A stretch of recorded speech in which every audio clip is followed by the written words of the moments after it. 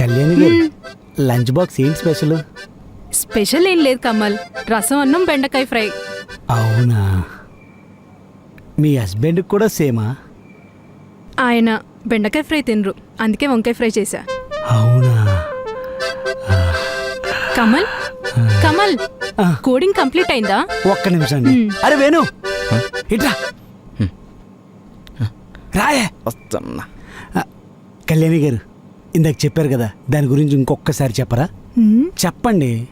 Coding complete అయిందా అని అడిగాను. అది కాదండి, వంకాయ బెండకాయ అన్నారే అది.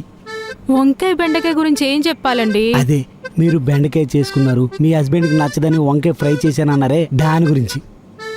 నేను బెండకాయ చేసుకున్నా, మా ఆయనకు నచ్చదు కాబట్టి వంకాయ ఫ్రై చేసి బాక్స్లో పెట్టా.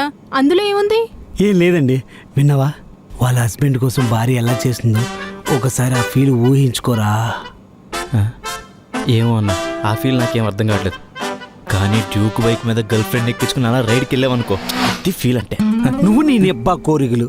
అరే 8 సంవత్సరాల తర్వాత వచ్చే ఫీల్ గురించి నీకు చెప్పి అప్డేట్ చేద్దాం అనుకుంటే నువ్వు ఇంకా గుంటలకు డబ్బులు ఖర్చు పెట్టే దగ్గర ఉండిపోయావు. ఎలా నిబ్బనా పిల్ల నా కొడుకులండి. 8 సంవత్సరాలతో వచ్చే ఫీల్ గురించి చెప్తుంటే అర్థం కాదు, ఇంకా గర్ల్ ఫ్రెండ్ దగ్గరే ఉండిపోయాడు. వేస్ట్ నా కొడుకు. ఇదొకటి ఉండిపోయింది. రే కమలో, ఆడ సింకులో గిన్నెలన్నీ అట్లే ఉన్నాయి. మొన్న వాడు గడిగినాడు, నేను గడిగినా. ఈ పొద్దు నీదే వంతు. అవి గడకుండా పెళ్లి చూపులకి వెళ్ళిపోతావా నువ్వు? ఒరే ఈరోజు పెళ్లి చూపులకి వెళ్తున్నా, అది ఓకేందనుకో, తర్వాత పెళ్ళి, ఆ తర్వాత కొత్త కాపురం, ఆ తర్వాత రోజు నేను ఆఫీస్కి వెళ్తుంటే క్యారేజ్ బాక్సు, నా కాలు పట్టడం, నా కాలుకి ఆశీర్వాదం తీసుకోవడం. అబ్బో ఇలాంటివి చాలా ఉన్నాయిరా. ఇందులో ఎక్కడైనా నీ వాట అంట్లు తోమడం అనేది ఉందారా?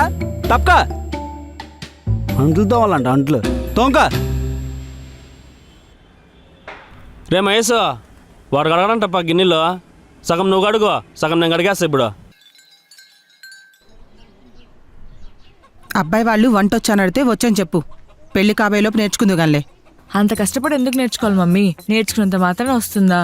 చచ్చినా రాదు. అయినా నా చేతిలో గడ్డ సెట్ అవ్వదు మమ్మీ. సూట్ అవ్వదు కదా అని వంట చేయకుండా నీతో పాటు నీ మొగుడిని కూడా ఆకలితో చంపుతావా?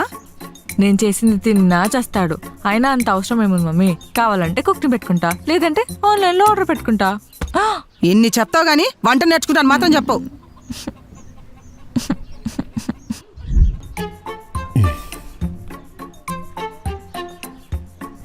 ఇల్లు బాగుంది కదా?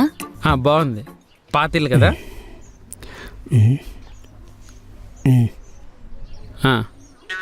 ఇప్పుడు అమ్మాయి రాగానే పాట పాడమని అడగరా?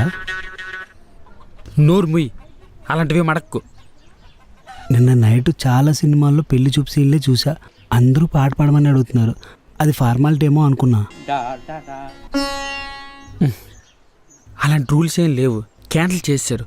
నోరు మూసుకొని కూర్చో.